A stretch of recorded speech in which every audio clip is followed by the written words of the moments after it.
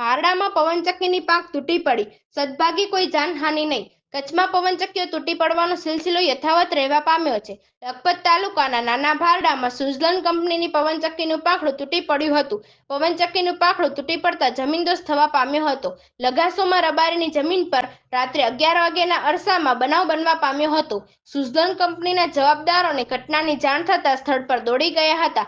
સદભાગ્યે સ્થળ પર કોઈ હાજર ન હતા. જાનહાનિ થવા પામી ન હતી. જિલ્લામાં અવારનવાર આવી ઘટનાઓ બની રહે છે. જ્યાં જુઓ ત્યાં પવનચક્કીઓ જોવા મળે છે.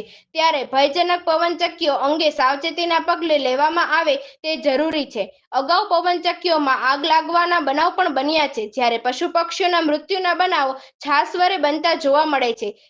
ત્યારે જિલ્લામાં વહીવટી તંત્ર દ્વારા આ અંગે સાવચેતીને ભાગરૂપે કાર્યવાહી કરવામાં આવે તે જરૂરી છે. નિયમ વિરુદ્ધ કરવામાં આવતી કામગીરી અંગે પણ કડક કાર્યવાહી હાથ ધરવામાં આવે તો આવા બનાવો બનતા અટકાવી શકાય. અન્યથા આ અકસ્માતો જીવલેણ સાબિત થશે તેવી દેશના લોકો દહેશત વ્યક્ત કરી રહ્યા છે.